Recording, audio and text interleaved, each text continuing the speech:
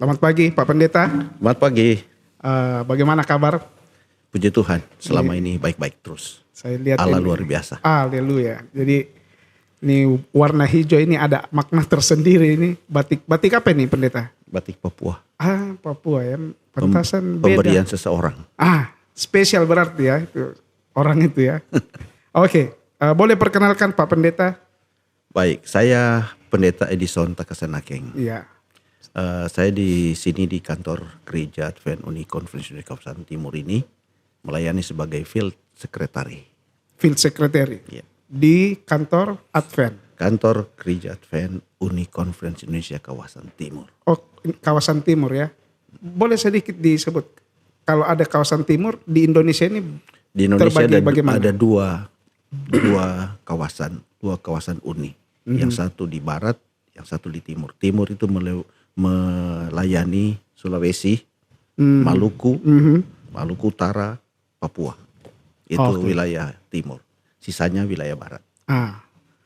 Oke. Tadi Pak Pendeta punya jabatan pelayanan ya. Sekarang boleh disebut begitu ya, jabatan pelayanan karena konteks gereja. Apa tadi? Field Secretary. Field Secretary. Field Secretary. Sebelum kita lanjut, karena ini episode pertama Pak Pendeta. Jadi kita punya program ini namanya Advent Katanya. Menarik ini, Advent Katanya ini. Jadi rencana kita mau bikin podcast seri, seri obrolan-obrolan seputar gereja Advent. Ya, jadi kita punya tema Advent Katanya. Jadi Advent Katanya ini bisa dua persepsi. Persepsi pertama itu Advent Katanya lebih kepada sasarannya kalangan dalam.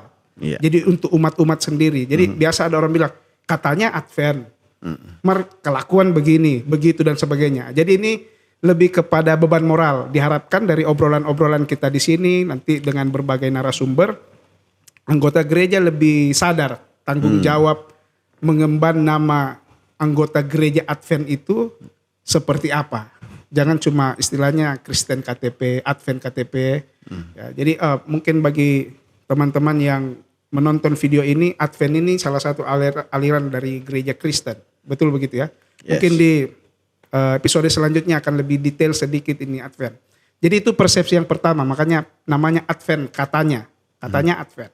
Yang kedua, biasa berseliweran di luar kesalahan paradigma persepsi tentang Advent. Jadi katanya Advent tidak rayakan Natal ya, itu paling sering didengar. Ini mau dekat-dekat Desember ini semua ada lagi nih pertanyaan-pertanyaan. Katanya Advent begini ya. Nah diharapkan dari obrolan kita di sini bisa memberikan perspektif yang lebih jelas. Karena ada juga biasa bilang, Advent itu bidat, ajaran cult, sekte. Apakah seperti itu atau tidak? Nah di sini kita akan menjawab katanya-katanya ini dengan fakta-fakta yang ada. Jadi diharapkan obrolan kita bisa jadi berkat. Oke, lanjut. Jadi tadi Field Secretary ya. Field Secretary ini kira-kira gambaran umumnya tugasnya bagaimana? Jadi Field Secretary itu kalau kita lebih ke belakang sebelum disebut Field Secretary, tadinya menjadi direktur satu departemen yang disebut Departemen Nurturing, Discipleship, dan Reclamation. Jadi departemen itu yang khusus menangani masalah-masalah tentang pemeliharaan, pemuridan, dan pemulihan. Nah kemudian gereja menyadari bahwa ini harus lebih dari sekedar cuman satu pelayanan departemen. Karena ditemukan bahwa ini adalah pekerjaan yang melintasi semua bidang. Makanya kemudian dijadikan semacam Field Secretary yang tujuannya adalah melaksanakan tanggung jawab ini bukan hanya oleh dia sendiri, tapi dia mengkoordinir semua pelayanan di gereja ini untuk tujuan tersebut. Jadi ibaratnya seperti lem ya. Jadi masing-masing jadi di gereja Advent itu ada beberapa departemen pelayanan. Lalu Field Secretary ini sekarang lebih fokus untuk mengintegrasikan ya kira-kira begitu ya Pendeta ya. Iya, jadi waktu lalu seakan-akan seperti tugasnya sendiri yang melakukan itu. Yang tugas tiga tadi, nurturing, discipleship dan reclamation. Jadi sejak 2021 ini ditekankan lagi bahwa ini tugas kita semua. Maka Oke, dibutuhkan satu pengaturan yang sama.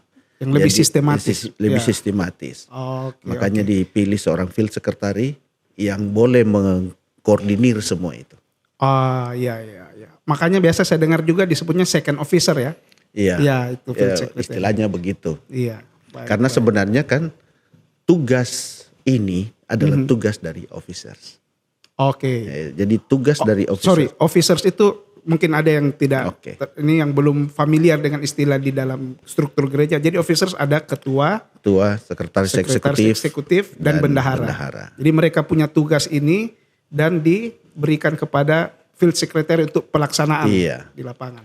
Jadi kan selain tugas-tugas di lapangan, mereka juga kan memiliki tugas administrasi Yes, ya betul. dan banyak hal. Jadi supaya lebih tertangani dengan baik, maka dipilih seseorang yang dapat mewakili pimpinan ini, officers ini dalam mengkoordinir ini kepada semua. Nah, jadi diharapkan berarti lebih maksimal hasilnya, pendeta Iya. ya. Oke. Tadi apa tugasnya? Nurturing, discipleship dan Reclamation. apa ini bahasa Indonesianya? Kita Pemulihan. Iya, kurang mengerti bahasa Inggris. Pemulihan. Jadi ada anggota yang mungkin meninggalkan gereja, Oke, itu pemulihan ya. kita pulihkan kembali. Oke, kemudian discipleship. Discipleship itu juga mencakup sampai kalau discipleship itu adalah menjadikan orang menjadi bukan cuma sekedar anggota gereja, tapi menjadikan orang murid Yesus. Pemuridan ya. Pemuridan Oke. itu pemuridan. Lalu yang Kalau nurturing ketiga, itu memelihara anggota yang perlu, yang orang yang menjadi anggota gereja perlu selalu diberi makan, diberi Oke, itu bimbingan, nurturing. itu nurturing, Pemuridan, discipleship. menjadikan orang murid Yesus benar-benar. Oke. Jadi lebih advance, tingkatannya Iya, lebih di atas ya. Lebih di atas, itu dia punya puncak sebenarnya. Oke. Kemudian yang terakhir reclamation, Itu kalau orang sudah mundur dari iman imannya, maka kita dijangkau lagi. Jangkau lagi. Iya, betul. Karena Yesus juga datang ke dunia, dia bilang, Yes. saya akan tinggalkan 99 domba kan, cari yang satu. Cari yang Jadi satu. pun itu berharga sekali berarti ya. Wah, Amin. luar biasa ini pelayanan di departemen field secretary ini. Karena ada juga saya pernah dengar konsep begini. Gereja sekarang diasosiasikan sama dengan hospital, rumah sakit. Itu paradigma umum kan. ya Ketika kita merasa tidak beres, ya kesehatan rohani terganggu, datang ke gereja. Tapi tidak cukup sampai di situ. Karena kalau kita anggap gereja hanya seperti rumah sakit, maka itu seperti orang kecanduan. Oh, nanti saya dapat penyakit, datang ke rumah sakit, periksa dokter, dalam hal ini pendeta, kasih obatnya, wah saya merasa senang, saya keluar lagi. Saya bergaul di luar lagi beberapa waktu, aduh rusak lagi hidup saya, masuk lagi. Itu akhirnya seperti kecanduan pendeta kan, orang drug seperti itu. Setelah hospital harus ada selanjutnya, yaitu persekutuan, family. Saya harus anggap gereja itu sebagai lingkungan keluarga saya semua, sehingga kalaupun ada masalah, ya saya anggap kakak adik. Ngapain lama-lama bermasalah. Setelah itu di atas lagi ada, kalau saya istilahkan seperti army, sekolah militer. Itulah tadi itu pemuridan. Jadi tidak cukup jadi anggota gereja pasif sebenarnya, harus dilatih untuk memuridkan lagi orang lain. Kira-kira begitu ya dia punya. memang kalau diasosiasikan dengan rumah sakit seperti tadi, jangan cuma posisikan dirimu sebagai pasien. Pasien Rumah sakit. seumur hidup. Rumah sakit itu ada dokternya, ada perawatnya, Oke. semua itu. Jadi di posisi mana Anda memposisikan diri? Toh? Iya, Kalau betul. Cuma jadi pasien saja, ya Anda tidak akan dapat manfaat apa-apa di situ. Oke, menarik ini. Nah, tadi ada hubungan tanggung jawab Pak Pendeta di dalam nurturing, pemeliharaan jiwa-jiwa, memuridkan orang untuk menjadi seperti Kristus, dan reclamation yang bilang istilahnya murtad atau yang dikembalikan dalam iman. Nah, di luar biasa ada isu Pak Pendeta. Ini menarik ini.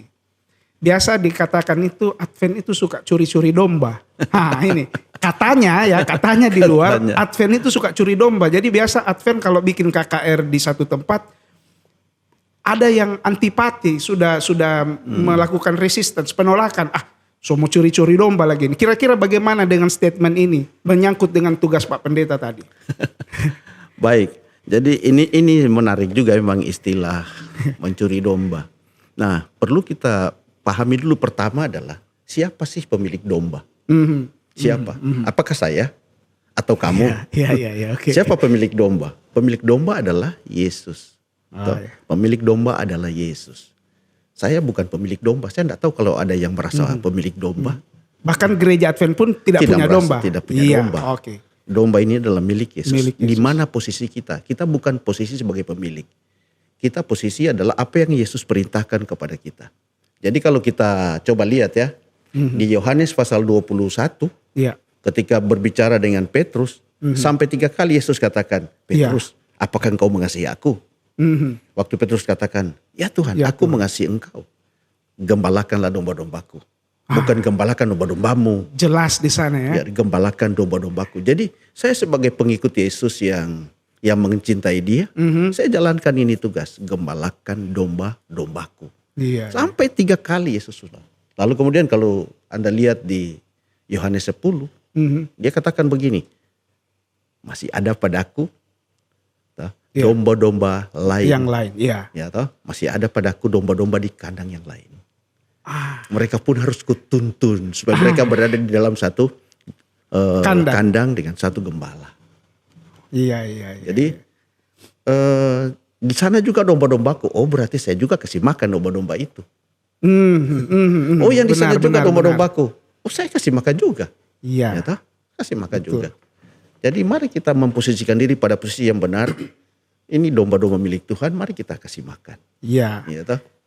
Menarik ini. Karena tugas kita sebagai orang Kristen kan memang untuk memberi makan, melakukan misi ya, Matius 28, 19, 20, pergi jadikan murid. Pas tadi dia punya job desk dengan full secretary. Tapi saya tertarik dengan Pak Pendeta bilang, tugas kita kasih makan. Ya kan? Nah kalau domba itu suka makanan yang kita berikan, ya jangan salahkan kalau dia pindah kandang atau menemukan menu sebenarnya dari firman Tuhan kan. Ya mohon maaf karena memang faktanya saat ini ada banyak denominasi Kristen yang memang punya penafsiran berbeda-beda dari Alkitab. Nah yang terjadi biasa sesuai dengan penjelasan tadi, kalau gereja Advent bikin KKR atau kebangunan rohani, itu bisa dicek, bisa dihadiri. Gereja Advent itu atau pendeta-pendeta yang khotbah itu hanya mengkhotbahkan firman Tuhan. Dan kalau orang itu memutuskan suka dengan menu kebenaran firman yang disampaikan karena berdasarkan Alkitab, ya kalau dia pindah kandang, mohon maaf karena memang kandangnya punya Tuhan Yesus kan, gembalanya hanya satu ya. Iya. Jadi kalau dibilang curi domba itu salah memang ya, karena siapa mencuri siapa, karena kita semua ini domba milik Yesus kan. Iya, kita bukan pemilik sebenarnya. Bukan pemilik. Ini jadi jelas ya teman-teman, Anda yang menonton video ini, kalau Advent bikin KKR janganlah lagi ada istilah curi domba, karena semua kita ini statusnya sama, domba. Tugas kita hanya menuntun ke pemilik, yaitu Yesus sebagai gembala agung. Jadi itu katanya curi domba, tapi faktanya tidak demikian. Nah, sudah terbantahkan. Oke. Nah berikut pendeta. Menurut tanggapan Pak Pendeta, ya, menyangkut tadi salah satu yaitu memuridkan orang lain atau memelihara sesama anggota jemaat, apa yang menjadi kendala sampai-sampai jemaat kita itu kurang, atau anggota jemaat ya khusus dalam gereja Advent ya kita bicara konteksnya, kurang minat untuk terlibat di dalam 3 proses ini. Nggak usah 3 lah. Kalau sudah reclamation berarti dia sudah murtad. Dia itu yang jauh. Tapi yang terlibat dalam pemeliharaan jiwa dan pemuridan, karena ini tanggung jawab semua bukan? Nah, kita perlu keliru ini pemuridan tanggung jawab siapa pendeta? Pendeta kah atau siapa? Semua, jelas. Jadi ada istilah apa itu total member involvement, keterlibatan seluruh anggota. Jadi semua bagaimana? Harus terlibat. Menurut Pak Pendeta sudah survei mungkin apa yang kendala? Kenapa anggota kita ini agak kurang minat untuk terlibat? Ya, jadi memang itu tantangan besar bagi kita dalam pekerjaan, bukan cuma bagi gereja ya. Sejak awal Tuhan mendirikan jemaatnya itu tantangannya adalah seperti itu. Ada beberapa dia punya dasar pemikiran. Pemikiran pertama atau alasan pertama adalah banyak orang tidak mengerti untuk apa dia dipanggil. Oke. Banyak orang tidak mengerti dalam bergabung dengan jemaat Tuhan itu untuk apa dia dipanggil oleh Tuhan bergabung di situ.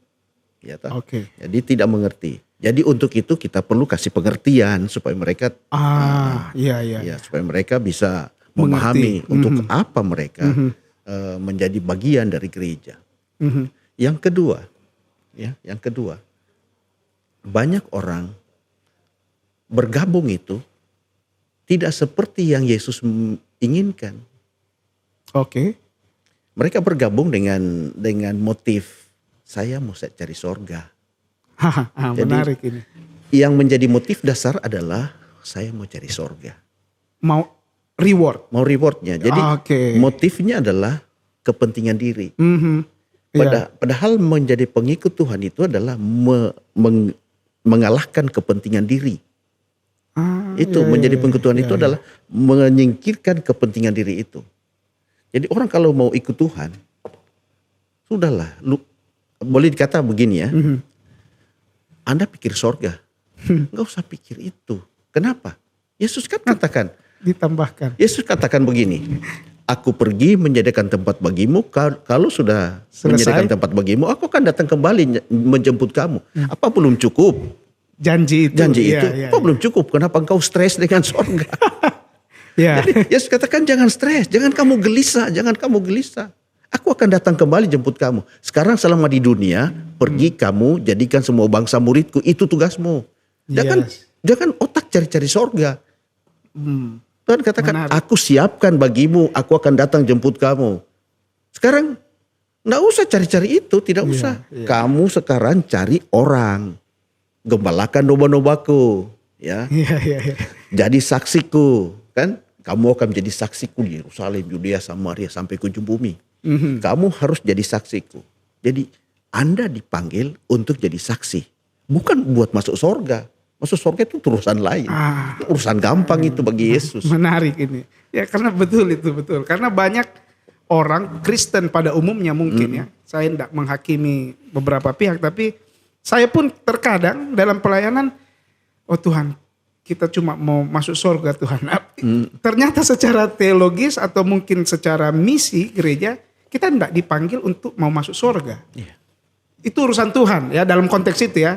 Dalam konteks itu. Jadi satu-satunya yang perlu kita concern, yang perlu kita pusingkan artinya tugas tadi itu. Pergi memuridkan orang lain. Ini. Jadi apakah Anda menerima panggilan Tuhan? Iya. Aku menerima panggilan Tuhan. Maka panggilan Tuhan, kalau Anda menerima panggilan Tuhan, Anda berada dalam iman kepadanya, dalam hubungan yang akrab dengan Tuhan. Enggak ada neraka bagi orang yang akrab sama Tuhan. Kenapa takut dengan neraka? Paulus katakan tidak ada penghukuman bagi orang yang ada di dalam Kristus. Selesai urusan. Sekarang Anda sudah di dalam Kristus. Kenapa takut-takut neraka lagi? Sekarang pikirkan bagaimana supaya orang lain juga ada di dalam Kristus sama dengan Anda. Itu tugas kita. Kerinduan untuk berbagi ya. Berbagi, mari. Jangan cuma saya, kamu juga. Jadi saya kasih tahu ke orang lain, gitu. Bukan supaya saya mau masuk surga. Saya mau dia juga masuk surga sama dengan saya. Supaya dia juga dapat keselamatan seperti saya yang saya sudah alami bersama Yesus. Menarik ini. Bahkan untuk surga pun egois. Cinta diri. Jadi dia mau rasakan surga sendiri. Wah, luar biasa. Kira-kira masuk surga enggak ya? Orang begitu. Ya hak Tuhan lah ya. Kan, jadi kalau kita ikut Yesus ya, ikut Yesus, jangan ragu dengan Yesus. Jangan kita pikir Yesus itu tidak komplit.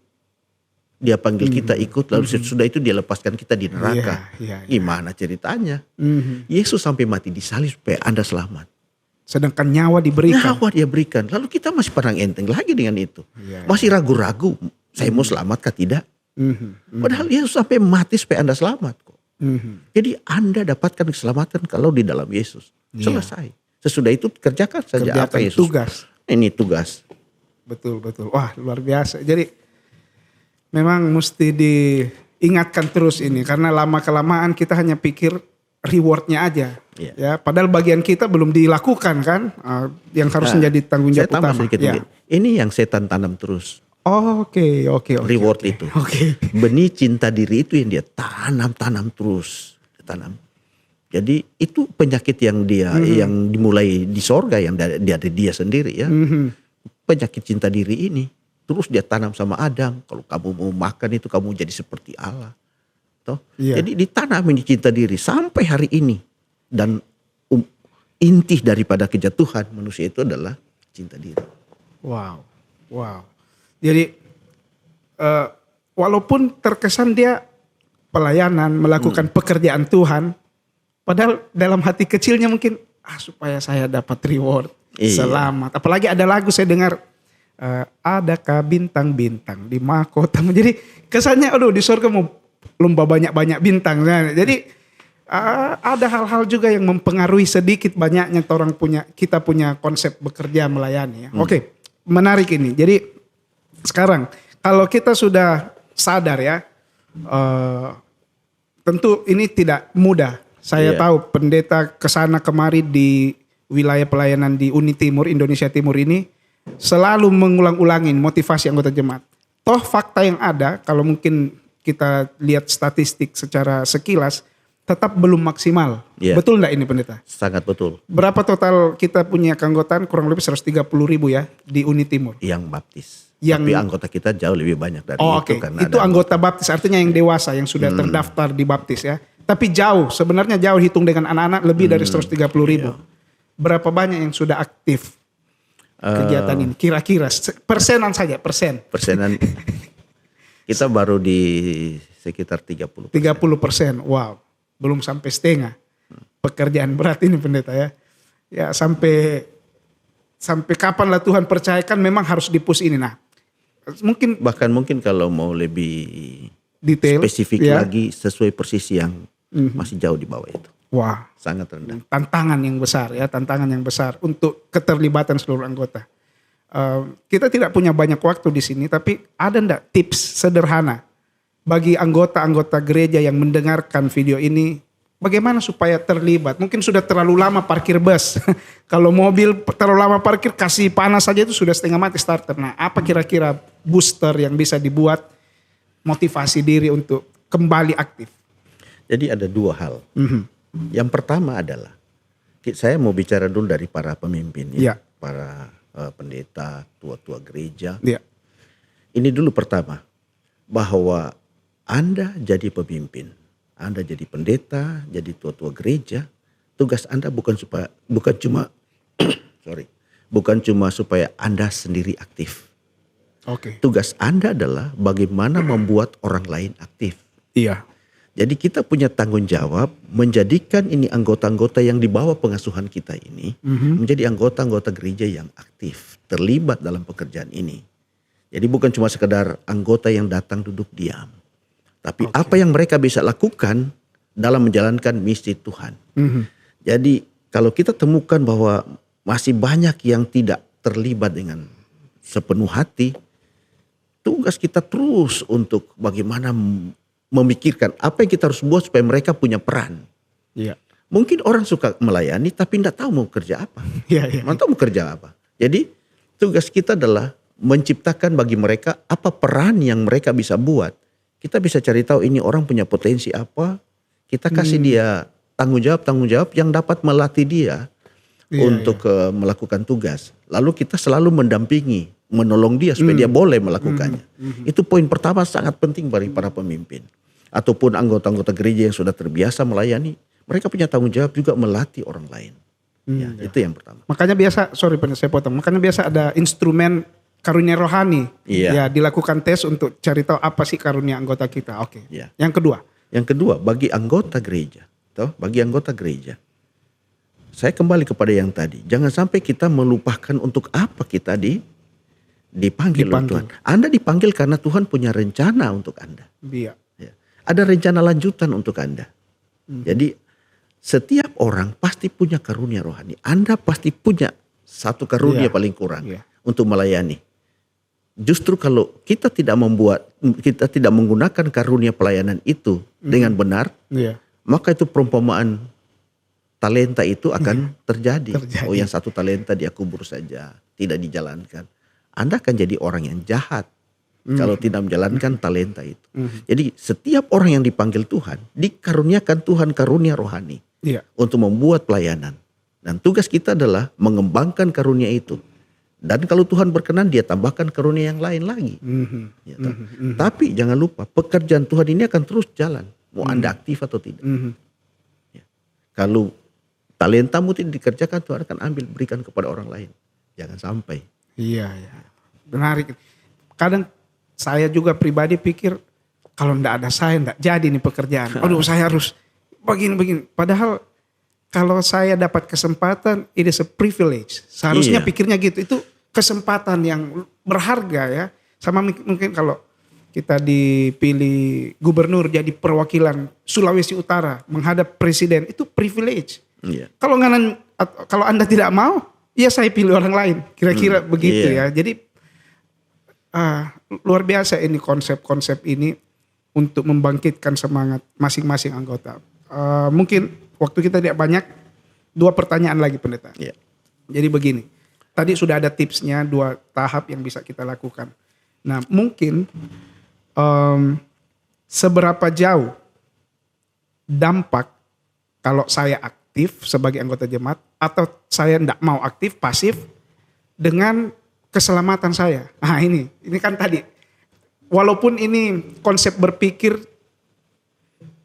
reward ya, tapi tidak bisa disangkali masih ada anggota gereja yang berpikir begitu. Saya setia supaya mau selamat. Saya cuma mau setia supaya mau selamat. Nah, kita pakai konteks berpikir itu, pengaruhnya dengan pertumbuhan iman mereka. Kalau mereka aktif atau tidak aktif. Sejauh mana sih dampaknya?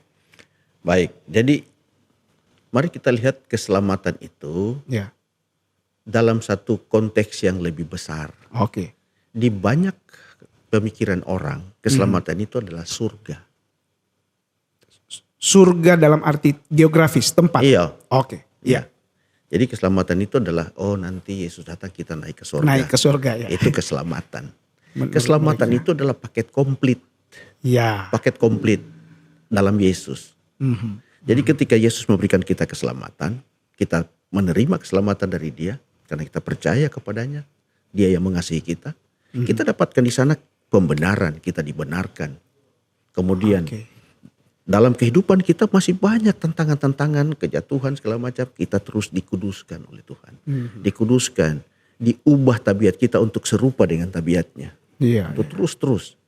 Nanti setelah selesai ini, semua proses ini berjalan, kita akan tiba pada proses pemuliaan. Ayo masuk Iya. surga. Itu yang Ayo, masuk surga. Akhirnya. Oke. Akhirnya masuk surga. Nah, keselamatan ini komplit dari awal sampai akhir. Bukan cuma surganya ini. Jadi kalau kita tidak jalani ini proses 2 ini, Jangan mimpi. jangan mimpi sampai di sini. Iya. Jadi makanya saya katakan, enggak usah pikir-pikir surga ujungnya ini. Iya. Ini yang kita Setia harus. aja di situ. Iya. Jadi pada waktu proses pengudusan itu, artinya tabiat kita mau diubah oleh Tuhan, dikikis sedemikian rupa, dimodifikasi supaya kita memiliki tabiat seperti Yesus. Inti kita hidup di dunia adalah memiliki tabiat seperti Yesus. Itulah pengudusan. Jadi ketika kita menghidupkan tabiat seperti Yesus, maka kita punya motif seperti Yesus, punya kasih sayang seperti Yesus yang tidak rela lihat orang lain binasa. Kita juga harus, tidak akan rela lihat orang punya binasa. perasaan yang sama. Punya perasaan yang sama. Jadi, aduh, ini waktunya singkat. Iya. Saya harus lakukan sesuatu karena banyak orang yang perlu dengar ini kabaran ini. Menarik itu. Jadi Pak, secara tidak langsung akan pengaruh dengan hasil akhir. Betul Iya. ya. Nggak mungkin kita tanam durian, kamari keluar apel. Nggak bisa itu. Jadi karena banyak juga yang, kalau saya pergi juga di jemaat, diskusi-diskusi dengan anggota-anggota jemaat, masih banyak memang yang berpikir di hasil akhir saja, di surga. Saya biasa sampaikan, apa sih tujuan hidup kita? Tujuan hidup kita itu bukan ke surga, tapi bertemu dengan Tuhan. Dan bertemu dengan Tuhan bukan nanti di surga, tapi mulai dari sekarang. Dan seperti pendeta tadi bilang, orang yang kuat hubungannya dengan Tuhan, ya enggak usah pikir-pikir surga, nanti aman kok dia, akan aman, ya kan? Nggak akan masuk neraka dong kalau bergaul dengan Yesus. Kan? Janji Tuhan itu. pasti. Pasti itu. Nah, jadi saya harap ini bisa memberikan perspektif baru untuk anggota gereja kita karena aktif terlibat dalam pelayanan tadi misi gereja itu bukan kepentingan Tuhan sebenarnya. Kalau ditarik kemari itu sebenarnya untuk Tuhan kepentingan kita. sedang mengubah tabiat kita menjadi seperti Dia. Iya, betul, Itu betul. Iya, betul. Jadi kan kalau tidak mau ya tidak akan berubah. Iya. Kenapa setan diusir dari sorga? Aha. Karena dia tidak mau memiliki tabiat seperti Allah. Mhm. Kalau Anda dan saya tidak mau memiliki tabiat seperti dia, bagaimana mau dibawa? Mau disuit lagi nanti? Iya. Masuk cuma lihat-lihat survei tempat akhirnya diusir, sama aja ya. Sama saja. Artinya kita harus memiliki tabiat seperti Iya. dia. Betul. Pada akhirnya semua kembali kepada budaya hidup.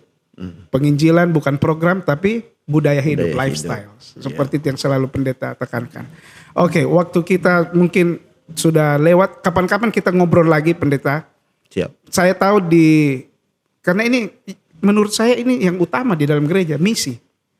Gereja ini eksis karena ada misi kan. Amin. Kalau tidak ada misi nggak usah ada gereja. Cuma kadang terbalik pendeta. Kadang misi digunakan untuk membesarkan gereja. Seharusnya gereja ada untuk membesarkan Menjalankan misi. misi. Sampai situ dulu. Oke. Nanti kita bahas itu statement-statement itu berikutnya. Mungkin ada hal-hal praktis berikut. Pendeta mau bagikan metode secara praktis. Oke. Saya dengar ada care group, pelayanan perorangan dan sebagainya. Kita akan bicara di waktu kesempatan yang lain. Siap. Paling terakhir, pendeta kasih motivasi kepada anggota jemaat. Apa harapan untuk semua anggota jemaat yang menyaksikan video ini? Kedepannya bagaimana untuk pertumbuhan iman mereka? Mungkin bisa lihat di kamera situ pendeta. Ya.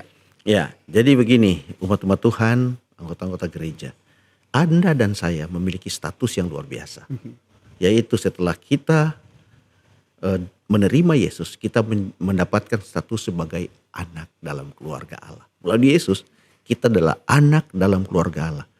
Anak harus memiliki tabiat seperti bapaknya. Ya. Harus. Gitu? Oke. Jadi kita adalah anak dalam keluarga Allah. Iya. Itu status yang luar biasa, saudara. Itu status paling tinggi yang Iya. segala-galanya lah itu bagi kita ya. Jadi umat Tuhan, berbahagialah karena Anda punya status. Jangan buang itu status. Anak Allah. Anak Allah. Jangan buang status yang luar biasa yang Yesus perjuangkan dengan nyawanya. Jangan abaikan hanya dengan cinta diri. Ya, tidak mau memuliakan Tuhan. Malas datang ke tempat ibadah. Kita sedang menghancurkan status kita sebagai anak dalam keluarga Allah. Ya. Menarik. Jadi kalau menghancurkan status anak Allah, belum bisa panggil Bapak kalau berdoa ya. Cuma boleh panggil apa? Panggil Om. Iya, karena dia tidak mengakui dirinya kan sebagai anak Allah. Cuma boleh panggil Om kalau berdoa, tidak boleh panggil Bapak. Oke. Saya pikir itu dulu untuk episode kali ini. Terima kasih banyak pendeta, di tengah kesibukan boleh kesempatan melayani mengisi program kita hari ini. Ya, jangan lewatkan teman-teman untuk episode selanjutnya di podcast series Advent Katanya, obrolan seputar gereja Advent. Tuhan Yesus memberkati Anda. Terima kasih pendeta.